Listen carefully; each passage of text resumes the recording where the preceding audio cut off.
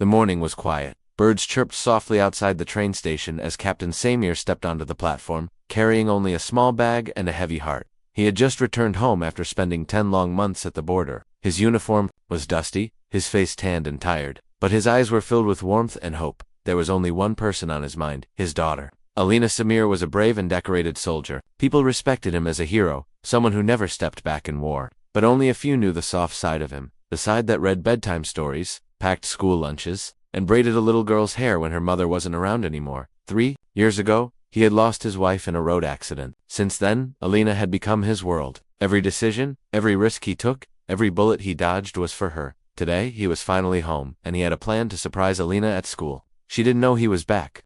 He wanted to walk into her classroom and watch her face light up. He imagined her running into his arms, crying happy tears like she always did. But life had something else waiting. Samir arrived at the school around noon. He walked past the gate, nodding at the guard. "Sir, visiting someone?" the guard asked. "Yes," Samir smiled. "I'm here for my daughter. Just a small surprise." The school felt calm at first. The corridors were lined with art and colorful posters. A group of children ran by, giggling. Everything looked normal, but something in the air felt strange. As he approached Alina's classroom, he heard laughter, but not the kind he expected. It was sharp, cold, and unkind. Then came a loud sound, a chair falling, and suddenly, silence. He frowned and slowly pushed the door open. What he saw inside hit him harder than any bullet he had ever faced. Alina was standing in a corner, her back against the wall, her face was red with tears, her eyes filled with fear. Her uniform was messy, the sleeve torn, her socks rolled down. Her small hands clutched her bag tightly, and her lips trembled. A group of children were sitting in the middle of the room, whispering and pointing. Some were giggling. A few looked nervous, but no one stood up. And the teacher, she stood by the board, arms crossed, saying nothing. Her expression was blank. No anger, no concern, just silence. Samir's heart sank. "Alina," he called softly. His daughter looked up, her eyes widened. "Papa," she whispered. She didn't run. She walked slowly toward him, then suddenly broke into a sprint and threw herself into his arms. Samir hugged her tightly, his chest rising with anger and pain. He looked at the teacher. "What happened here?" he asked, his voice calm but sharp. The teacher blinked, as if waking up from a dream. "Captain Samir, we didn't expect. This is just kids being kids. A little rough play, nothing serious." Samir looked down at his daughter's face, wet with tears, then at her torn sleeve, then at the children, one of whom was trying to hide a broken pencil that clearly didn't belong to him. "Is that how you treat a child?" Samir asked coldly. "You let her cry in a corner while others laugh?" "Sir, we don't know the full story. She didn't listen. Sometimes she's slow to adjust." Samir's face darkened. "You don't need the full story to see that something is wrong here. She's a child. And this," he looked around, "this isn't care. This is cruelty." He turned toward Alina. "Let's go, sweetheart." She nodded without speaking. Holding his hand tightly, he walked out of the classroom, his daughter beside him, not looking back once. Other kids watched silently. A few looked ashamed. A few looked scared as they walked out of the school building. Alina still didn't speak. She sat quietly in the front seat of his car, her head resting against the window. Samir tried asking her questions, gently. Who did this? Why were they laughing? Did this happen before? But Alina stayed quiet. She stared out the window, her fingers fidgeting with the strap of her torn bag. When they got home, he made her food. She only picked at it at night. He tucked her into bed and kissed her forehead. "You're safe now," he whispered. "Papa's home." Later he checked on her and found her asleep, hugging her teddy bear tightly. Her face looked peaceful, but her eyes were still swollen from crying. As he turned to leave, something caught his eye under the bed. A notebook. He picked it up and opened it. What he saw inside made his chest tighten. Page after page of dark drawings. A girl crying. In a corner, other kids laughing. A tall figure with red eyes standing over them. Words scribbled in small letters. "Help me. They hate me. I want to disappear." Samir closed the book slowly. He had fought many wars for his country, but now he realized his real war had just begun, and this time it was for his daughter. The next morning, sunlight entered the small bedroom, casting a warm glow on the walls, but the warmth didn't reach Alina's face. She sat silently on the bed, holding her teddy bear, still in her pajamas. Her breakfast lay untouched on the table. Captain Samir watched her from the doorway, his heart breaking more with every minute. He had seen soldiers scream in pain. He had seen villages destroyed, but nothing prepared him for the look in his daughter's eyes. It was the look of someone who had been broken quietly, slowly, without anyone noticing. "Alina," he said gently, kneeling beside her, "can you tell Papa what happened yesterday?" She shook her head without speaking. Her lips pressed tightly together. "Was it the kids? The teacher? Did someone hurt you before?" Her little fingers clutched her teddy bear tighter. Samir sighed and didn't press further. He knew this wasn't like war. This battle required patience, trust, and time. But something deep inside him whispered, this didn't start yesterday. Later that day, he visited the school again, this time, without Alina. He stood in front of the same classroom where he had found her crying. The walls were the same. The children were the same, but now, they avoided his gaze. The teacher greeted him with a forced smile. Captain Samir, is everything all right? He stared at her. No, everything is not all right. My daughter is scared to speak. She didn't sleep last night. That's not what a child should feel after school. The teacher's smile faded. Sir, we follow rules here. If your daughter is facing difficulties, we will guide her properly. She doesn't need guidance. She needs protection. The teacher looked uncomfortable and changed the subject. Perhaps, you could consider counseling. Many students face emotional stress these days. Samir knew when someone was hiding something. He had interrogated prisoners on the battlefield, seen fear in the eyes of guilty men. And right now, he saw something similar in the teacher's eyes. Not guilt, but fear of being exposed. He walked out of the classroom. In the hallway, an older man in a gray uniform was mopping the floor. Samir recognized him. The school janitor. He looked around, then quietly stepped closer to Samir. Sir, he whispered, glancing around to make sure no one heard. I've seen her cry before. Samir stopped. She's not the only one, the janitor added. But no one talks. The staff, they cover things up. If a child complains, they say she's sensitive or spoiled. If a parent asks too much, they are asked to move the child to another school. Samir's jaw tightened. Why are you telling me this? The janitor sighed. Because I saw what you did yesterday. You didn't ignore it. You looked into her eyes. Others just walk away. He slipped a folded paper into Samir's hand. Check this, he said, then walked away before anyone noticed. Samir opened the note once he reached his car. It read, they turn off the CCTV after lunch, but the old server room still stores backup clips. Ask no one. Trust no one.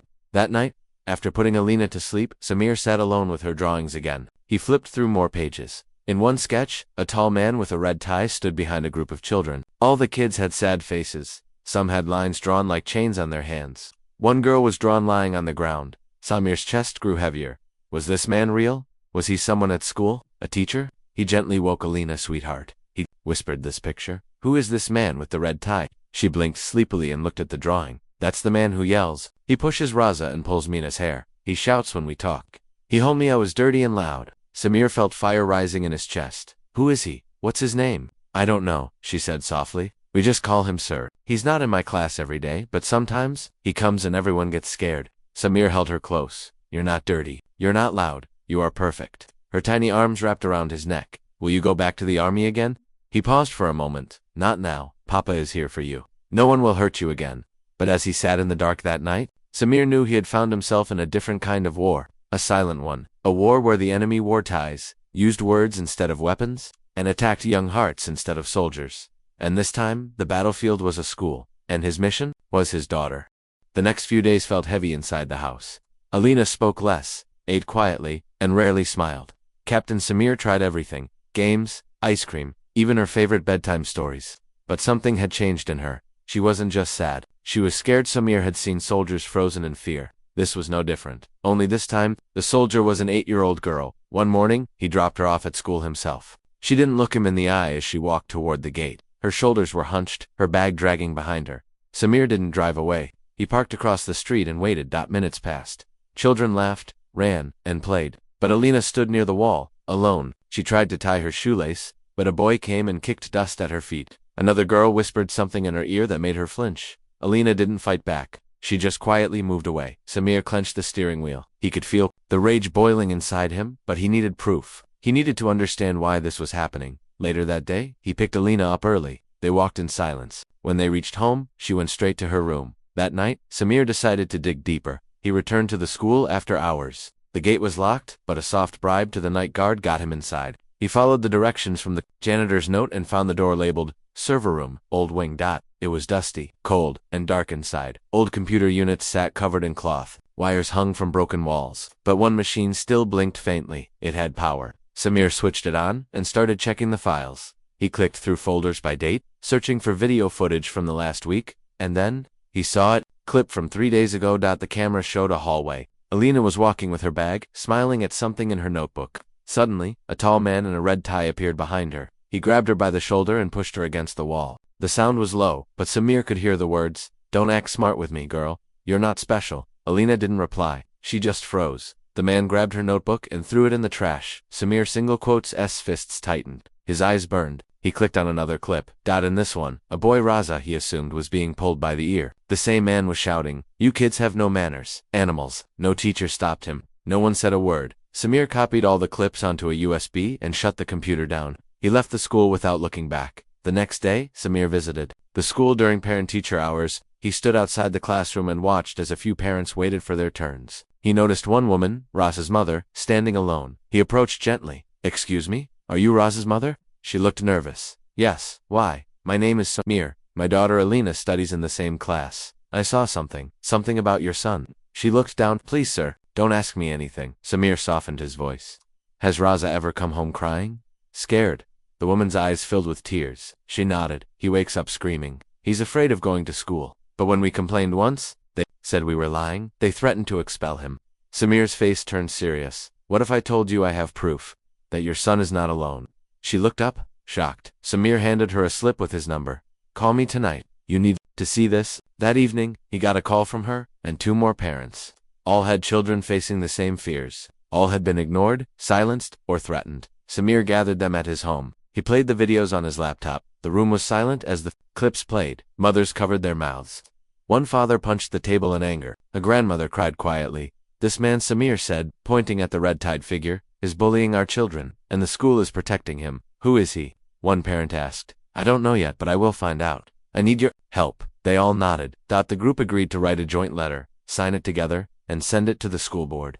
They also planned to report the incident to the local education department. But most importantly, they would not stay silent anymore. That night, as Samir tucked Alina into bed, she looked up at him. "Papa, you look tired," she whispered. He smiled. "Fighting bad people is hard work." Alina hesitated.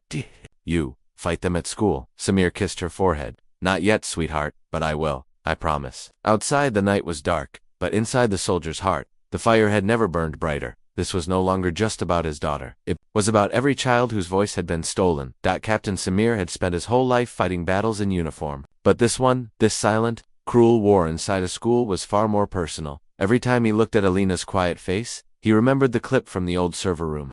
That man in the red tie, the way he treated children, it haunted Samir's mind. Now Samir had 3 goals. Find out who that man was. Expose him publicly. Make sure no child suffered in silence again. The next day, Samir returned to the school, not through the front gate, but quietly through the staff parking lot at the back. He wore a cap and sunglasses and waited near the side wall. A teacher's assistant, unaware of who he really was, came outside for a phone call. Samir stepped forward calmly. "Excuse me, miss," he said politely. "I'm new here. Can I ask who is the tall man with the red tie, the one who supervises sometimes?" The assistant looked confused, then nervous. "Why are you asking? I just heard stories. The children call him scary." She looked around. "That's Mr. Haroon. He's the school's behavior monitor." "Behavior monitor," Samir repeated, raising his brow. She nodded quickly. "He visits classes, checks discipline, and trains staff. He's been here 3 years, but people say he has special connections." Samir understood the meaning. Someone high in the school board was protecting Haroon. That's why he had been untouched for so long. "Thank you," Samir said quietly. He walked away, his heart beating faster now. The enemy had a name. That evening, Samir met with the parents' group again at his house. One of the fathers, Mr. Belil, brought news from inside the education office. "I checked records," Belil said. "Mr. Haroon has had complaints before. At 2 other schools. Were they investigated?" Samir asked. "No. Both cases were dismissed quietly. One parent even moved out of the city." Samir nodded. "Then it's time we bring the truth out in the open. I have the footage. We need more." The next day, Samir returned to the school with a small hidden camera. It was attached to a pen in his shirt pocket. His plan was simple. Talk to teachers, see who protected Haroon, and gather proof of silence and fear. He met with the school principal in her office. Her name was Mrs. Farida, a well-dressed woman with sharp eyes and a polite smile. "Captain Samir," she said with a fake warmth. "I hope Alina is doing better." "She's still scared," he replied coldly. "I found drawings. I saw her cry in front of you, and I've seen video footage." The smile on the principal's face disappeared. "Footage?" she asked quietly. "Yes. From the old server room. Don't look surprised. Your staff leaves. Trace is behind." Mrs. Farida sat up straighter. "That footage is not official. You weren't allowed to access that room." "I wasn't allowed," Samir repeated, his voice firm. "So, covering up abuse is allowed, but exposing it is not." She paused. Then she said something that changed everything. "You don't understand, Captain. Mr. Haroon is not someone you want to challenge. He works closely with the school board. Chairperson, if you push this, you'll create trouble for yourself and your daughter." Samir's eyes turned cold. "Is that a threat?" "No, it's a warning." Samir stood up. Then here's mine. I don't fear anyone. I've stood at borders while bullets flew past my head. I won't stay silent while a monster ruins childhoods. He walked out knowing everything was caught on the hidden pen camera. That night he emailed the video evidence, the audio from the principal's office, and the children's drawings to a local news reporter, someone who had covered child safety before. The reporter called him within the hour. Captain Samir, this is huge. If what you're saying is true, this could shake the entire education department. It is true. I need you to help me make it public. Send me a written statement and prepare for backlash. Samir didn't care about backlash. He cared about justice. The next morning, the video was posted online by the news channel under the title, Hidden Truth, Decorated Soldier Expose Gays. Abuse at elite school. The footage went viral. Thousands watched the clip of Haroon shouting at children. They heard the principal's warning. They saw the pain on Alina's face. Comments flooded in. Parents from other schools started sharing their stories. Old students began commenting with their own memories of Mr. Haroon. Some had been silent for years. Not anymore. The news reached the school board. A team was sent to the school. An emergency meeting was called. Mr. Haroon didn't show up for work that day, but the damage had already been done. Samir sat with Alina on the sofa that night. She had just watched a cartoon and smiled for the first time in weeks. Papa, she asked softly, did the bad man go away? He held her hand. Yes, sweetheart, he did. She leaned her head on his shoulder. Then, maybe I can draw happy pictures again. He kissed her forehead. Yes, from now on, only happy ones. But in his heart, he knew this battle wasn't fully over yet, because the system that allowed monsters like Haroon to hide still existed.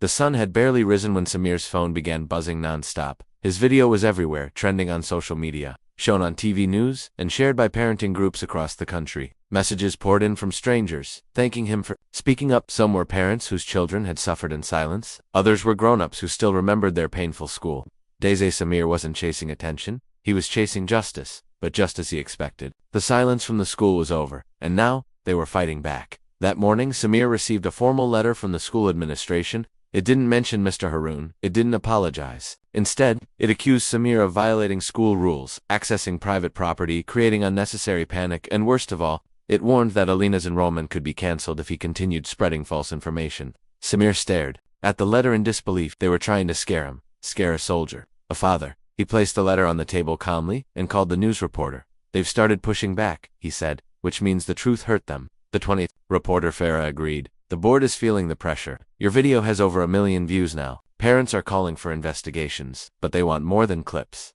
They want accountability. Samir met the parents group again that evening. One mother, her voice trembling, said, we need to go public too, not just you. Let's tell our stories together. Another father nodded. If we stay quiet now, this will happen again. Maybe not to our kids, but someone else's. So they made a plan. Each parent recorded a video message, sharing their child's experience. They didn't show faces, only voices, pictures of their kids' drawings, and photos of sad report cards with teachers, cold comments like too sensitive or slow learner. They posted the videos using the hashtag #LetKidsSpeakWithin. 24 hours, it started trending. More parents joined. Some teachers anonymously sent messages saying they had been told to stay quiet or lose their job. A former student even shared an old email he had written years ago, a complaint about Haroon that was never answered. Samir's living room had turned into a mini war room full of laptops, papers, phone calls, and planning. But in the middle of it all, Alina sat on the couch, drawing again. This time, her picture showed a man with a cape holding a child's hand. Samir noticed and smiled. Who's that? She pointed. That's you, Papa, my superhero.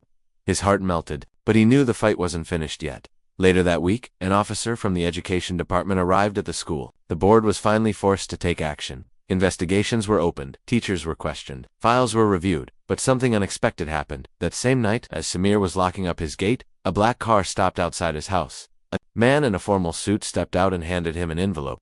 This is from the board. Consider it a peace offer, he said, before driving away. Inside the envelope was a printed letter offering a formal apology from the school, Mr. Haroon's quiet resignation, a scholarship for Alina, and a written request to take down the video. Samir sat in silence. They were not offering justice. They were offering hush money. He picked up the letter and slowly tore it in half. Then he called Farah, the reporter. I want to go live on your show, he said. They're trying to pay for silence. I'm done playing games. That night, Samir appeared on national TV. He spoke calmly but powerfully. I'm not here because my daughter cried. I'm here because the system made her believe crying didn't matter. I'm here because children are not problems to be fixed. They are hearts to be protected. I won't stop. Not until every parent knows the truth. The show went viral. By morning, the Minister of Education had tweeted about the case. A team of child psychologists was sent to the school. A formal investigation against Mr. Haroon, and the principal began. Samir received another call, this time from the chairperson of the education board herself. "Captain Samir," she said, "I'm sorry. This should never have happened. We will take action, real action." Samir didn't thank her. He didn't trust words anymore. He replied, "I'll believe it when I see it." At home, Alina slowly started changing. She began speaking more. She made a new friend at the park. She smiled while packing her bag for school, now transferred to a safer one. Samir still kept watch. He walked her to the gate every morning, and she always looked back to wave at him, but he knew this wasn't the end. This was a warning to the world. Never ignore the whispers of children, because sometimes they whisper to survive. The school gate, once silent and empty, now stood surrounded by dozens of angry parents, flashing cameras, and media vans. It was early morning, but the crowd was already growing. Placards rose in the air with bold words. "Protect our children. No more silence. We want justice." And standing in the middle of it all, holding Alina's hand, was Captain Samir. This was the moment he had waited for, not for revenge, but for truth. 2 days earlier, the education minister had ordered a full public hearing. The viral videos, audio recordings, parent testimonies, and anonymous teacher reports had finally forced the authorities to act. A legal team was sent to the school. Mr. Haroon, the man in the red tie, had been summoned for questioning. And for the first time in years, he couldn't run. Inside the school's main hall, the mood was tense. Parents sat in rows, their faces tight with anger and concern. Journalists whispered to each other, their cameras rolling. Teachers avoided eye contact. The hearing began with a short speech from the investigation officer. "We are here today because a father refused to stay silent, because a child's tears spoke louder than the school's walls, and because a system meant to protect failed then." They called Mr. Haroon to speak. He walked in slowly, dressed in a clean white shirt, but with fear in his eyes. Samir watched him closely, remembering that clip how Haroon had grabbed Alina and thrown her notebook. The same hands that had pushed children now trembled as he adjusted his collar. "I only meant discipline," Haroon said, his voice flat. "Children today lack manners. They need to be shaped." A murmur ran through the room. One mother stood up. "My son Raza still cries at night because of you. You shaped fear, not manners." Another parent shouted, "You punish children for being themselves, for being different." The officer raised his hand to silence the room. Then it was Samir's turn. He walked up to the front slowly. Every step was heavy with emotion. He didn't shout. He didn't cry. He simply opened a small folder and placed a drawing on the table. It was one of Alina's, a sad little girl in the corner of a classroom, while others laughed. A man in a red tie stood in the center with a long stick. "This," Samir said, pointing at the picture, "is what my daughter saw every day, and none of you stopped it." He looked at the school principal, sitting quietly near the back. He said nothing because he had connections. "But what about your connection to the children?" His voice grew stronger. "I fought on the border to protect lives, and now I stand here to protect little hearts. Hearts that are crushed quietly in classrooms, behind polished walls and fake smiles." There was silence in the room, then a slow clap started. One parent, then two, then the whole hall rose and applauded. The officer nodded firmly. "Enough has been said. We've heard the evidence. The decision will be shared shortly." The next day, the news broke. Mr. Haroon was permanently banned from working in any educational institute. The principal was removed from her position for negligence and cover-up. A formal counseling program was introduced for students affected, and a new school policy was launched. Child-first discipline with dignity. Samir stood outside the school gates again, but this time, not in protest. He was there as a guest. He had been invited to speak at the first assembly under the new leadership. When he stepped onto the stage, hundreds of students looked up at him with wide eyes. He began gently, "I'm not just a soldier. I'm a father. I know how it feels to watch someone you love suffer in silence." He paused and looked at Alina, sitting in the front row. "You are not weak because you cry. You are strong because you speak. And if someone ever makes you feel small, remember, you have the right to be heard." The students clapped. Some even stood. Teachers joined in. Even the new principal had tears in her eyes. That evening, at home, Alina handed her father a new drawing. It showed a tall man holding a shield in one hand and a little girl in the other. Behind them stood a dark figure in a red tie, small and shrinking. Samir smiled. "What's this?" She giggled softly. "That's you and me and the bad man. He's gone now." Samir picked her up and hugged her tight. "Yes," he whispered, "he's gone, and he's never coming back." Weeks had passed since the hearing, but the change was clear, not just in the school, but in the hearts of many. Children who once walked with fear, now walked with confidence. Teachers who once looked away, now paid attention. And parents who once stayed silent were now stronger, braver, more alert. And at the center of this quiet revolution stood a little girl, Alina, and her father, Captain Samir. Alina had changed. Each morning she tied her shoelaces on her own. She packed her bag carefully and added a new drawing to her notebook every day. She smiled more, talked more, laughed more. At breakfast, She often told Samir about her new teacher, Miss Sarah, who told jokes, listened patiently, and even learned the names of every teddy bear in her class. She says my drawings speak loudly, Alina said one day, her eyes glowing. She wants me to draw a picture for the school wall. Samir felt his eyes sting. Just a few weeks ago, Alina hadn't even wanted to pick up a crayon. And now, her art was going up on a wall that once made her cry. Healing had begun. One afternoon, the school invited parents to a special event, Children's Voice Week. It was a new tradition the school had started after the investigation. The theme? Every Child Matters. The event was full of music, drawings, and short plays, written by students. Laughter filled the air, but the most touching moment came when Alina walked on stage with her sketchpad. She stood nervously at the microphone, holding her father's hand tightly. Then she opened her notebook and showed a drawing. A big heart surrounded by little hearts. This, she said softly, is for children who don't speak because they're scared. The hall went quiet. My papa says even small voices are strong, she continued. So this heart is for them. For the kids who cry alone, for the kids who want a hero. She looked at Samir, and I found mine. Samir's chest rose with emotion. Parents in the crowd wiped away tears. Some stood up and clapped. Alina ran off stage and hugged her father tightly. Did I do okay, Papa? You did perfect, he whispered, holding her close. Better than any speech I ever gave. In the days that followed, Samir began getting calls from schools, parenting, groups, and even government departments. Everyone wanted to know how to make schools safer, how to train teachers better, and how to teach children to speak up. Samir didn't pretend to be an expert, but he knew one thing: real change starts with listening. So, he started a small project, a free community program called Brave Hearts. Its mission was simple: teach parents, teachers, and children how to talk, and how to listen. Every week, more people joined. Alina often came too, sitting quietly with her crayons, drawing while her father spoke to others. She'd smile at shy kids, give them her stickers, and sometimes share her own story through pictures. Children began opening up. One boy admitted he had nightmares because his teacher yelled every day. A girl revealed she was bullied because of her speech problem, and in those moments, Samir understood something deep. It wasn't just his daughter who had suffered, it was hundreds of children, hiding behind fake smiles, but not anymore. Now, they had a space, a voice, a hero in uniform, who reminded them that even quiet children matter. One night, as Samir tucked Alina into bed, she looked up and asked a question he didn't expect. Papa, what if Mr. Haroon comes back one day? Samir paused. He brushed her hair gently and replied, then Papa will still be here. And so will all the other brave papas and mamas. You're not alone anymore. She smiled sleepily. Promise, promise, he whispered, kissing her forehead. She closed her eyes, wrapped in safety, and drifted off to sleep. And as Samir stood by the window that night, looking up at the stars, he whispered a silent thank you, to fate, to truth, and to the little voice that had once been too afraid to speak, because that voice had now become a light for many.